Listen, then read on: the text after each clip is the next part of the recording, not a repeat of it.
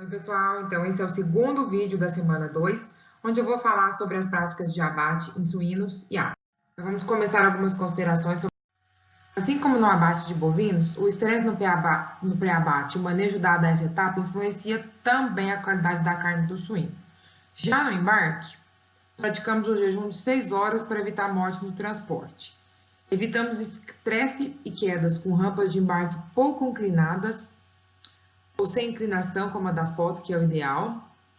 Evitamos também brigas, estresses, quando manejamos animais em pequenos grupos.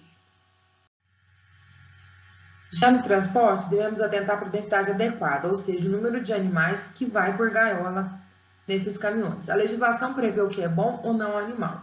Geralmente os caminhões são de 2 pisos, e a gente, além das condições de densidade, a gente tem que prestar atenção nas condições de ambiente, se está calor demais ou se está úmido demais. Dependendo do tempo de transporte, a necessidade de oferecer água e alimentos aos animais. Mas geralmente os centros de produção são posicionados de maneira que não são muito longe do abate. Recomenda-se que o transporte seja efetuado à noite, nas primeiras horas da manhã, quando o clima estiver menos quente ou abafado.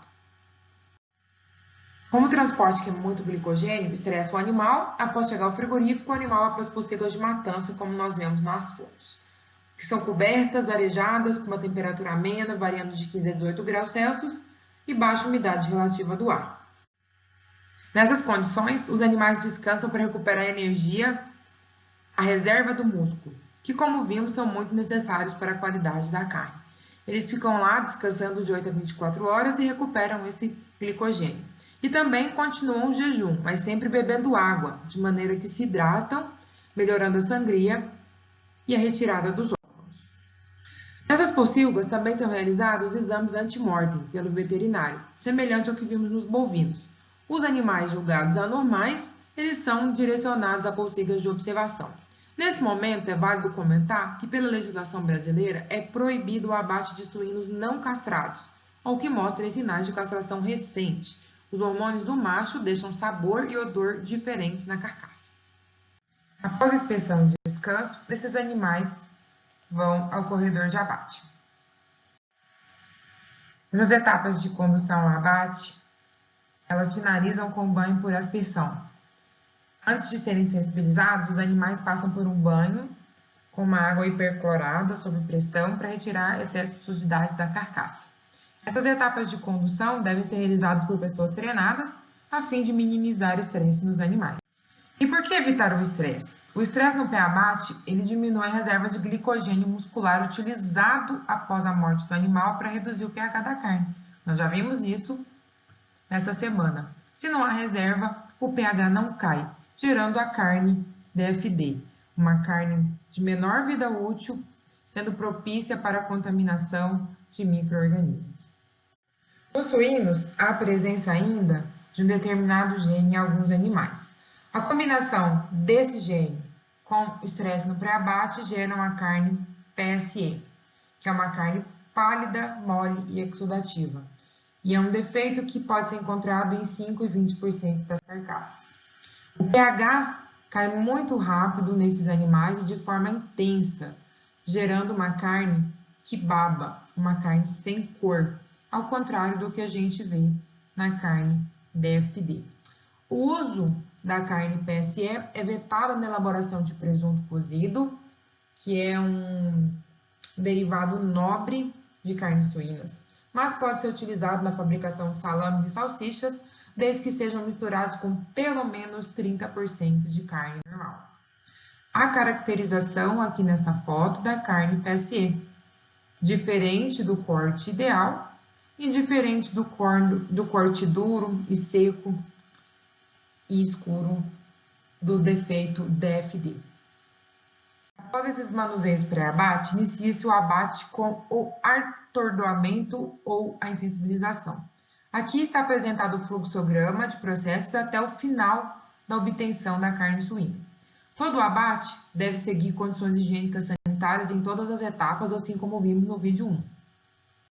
O atordoamento ou sensibilização tem a função de fazer com que o animal não sinta dor, e nos suínos é diferente dos bovinos. Nos suínos, ela é feita através da eletronarcose ou eletroconcussão. A eletronarcose é feita com 2 pontos de estímulo elétrico que somente desligam o animal. E a eletroconcussão é 3 pontos de estímulo elétrico, 2 se sensibilizam e 1 faz a parada cardíaca. Nessa foto, tem uma foto de eletroconcussão. Nessa seguinte, são fotos de eletronarcose. Essa terceira também uma foto de eletronarcose. Após essa sensibilização, é feita a sangria nos grandes vasos. Etapas da sangria vistas nas fotos.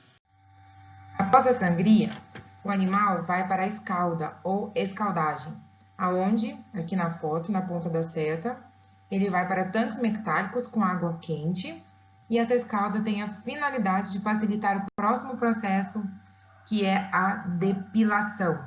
Aqui, nesta segunda foto. Aqui nós vemos mais uma vez a etapa da depilação e aqui o animal já com os pelos removidos, que é a finalidade dessas etapas. As temperaturas e máquinas dessas 2 etapas devem ser reconhecidas pela legislação. As etapas seguintes são a evisceração da carcaça e a divisão das carcaças. No suíno, não é retirado nem cabeça, nem os pés. Semelhante ao bovino, após a separação das carcaças em 2 metades, a inspeção pós-mortem desse animal. E, igual aos bovinos, são linhas específicas de inspeção próprias à espécie suína. Após a inspeção, essas carcaças vão para o resfriamento. Nessa espécie também acontece a maturação. E após a maturação sanitária, em estabelecimentos que tem, acontecem a desossa e a separação nos cortes cárneos do suíno. É importante lembrar que todos esses processos que nós falamos têm que ser seguidos de medida de higiene e de controle de qualidade, inclusive com os processos de autocontrole. Agora, pontuaremos diferenças no abate das aves. Esse é o fluxograma, a sequência que vai desde o manuseio na fazenda até a sangria, passando pela recepção nos animais no abatedouro, a pendura, a insensibilização.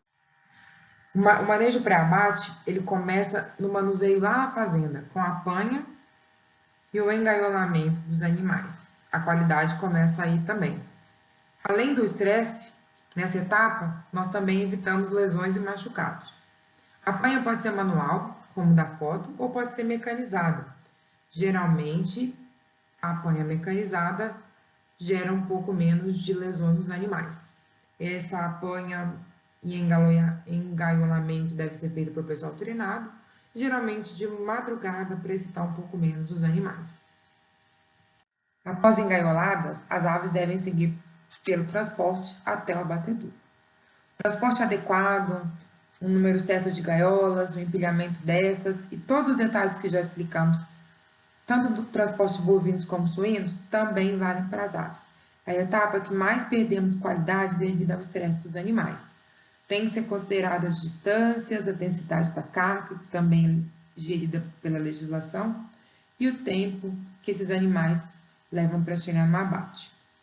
Quando as aves chegam no abatedouro, os caminhões ficam em garagens com ventiladores, com aspersão de água, por 2 a 4 horas. Neste momento, as aves passam por inspeção e também são pesadas. Para o abate de aves, toda a programação deve ser feita de maneira a evitar jejuns prolongados. A ave deve ser abatida com 8 a 12 horas após a sua última refeição. Isso diminui a quantidade de matéria fecal, que poderia contaminar a carcaça durante o processamento.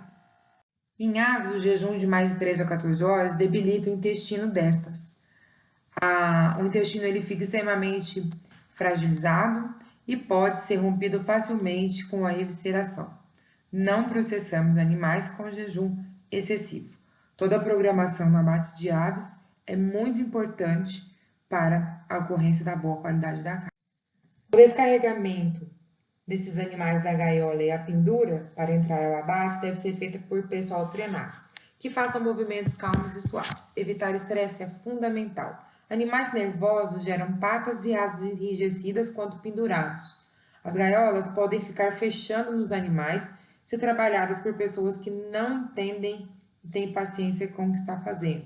Essas gaiolas batem nos animais, gerando hematomas e prejudicando a qualidade da carne. Uma coisa que é bastante praticada nos abatedouros são níveis mais baixos de luz para excitar o menos possível os animais, que é o que a gente vê nessa segunda foto na ponta da seta. É comum utilizarem até mesmo luz azul ou roxa. A insensibilização, ela pode acontecer igualmente no suíno, por eletronarcose, que só deixa o animal sem dor, desligado, ou eletroconcussão, que insensibiliza antes e depois gera uma parada cardíaca. Esse processo, se feito correto, melhora o processo de retirada de sangue, das penas e influencia a qualidade da carne em geral. Aqui na primeira foto, nós vemos os animais entrando para receber a descarga elétrica, a eletronarcose, e aqui como ela funciona. Essa descarga elétrica, ela é colocada na água e o animal em contato com essa água que recebe o estímulo. A etapa seguinte é a sangria. Essa dura em torno de 3 minutos e deve ser feita de maneira que o animal sangre totalmente, que o excesso de sangue na carne também pode prejudicar a próxima fase é a escalda. A escalda facilita a remoção das penas e temos que ter cuidado com a temperatura da água que os animais vão ser escaldados e a higiene. Seguir sempre a legislação vigente. A evitar, nessa etapa, uma temperatura muito alta.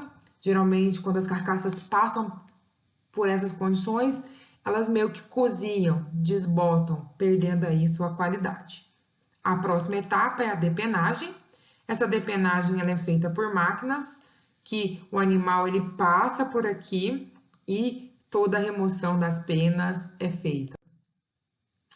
O resto do fluxograma de abate das aves segue com o corte dos pés, a evisceração. Essa carcaça ela é pré-resfriada, resfriada e sofre um gotejamento. Após o corte dos pés e a evisceração, que é a retirada dos órgãos, essa carcaça passa por inspeção pós-mortem pelo médico veterinário. Este examina a carcaça internamente, as vísceras, os órgãos, né? E faz o exame externo da carcaça também.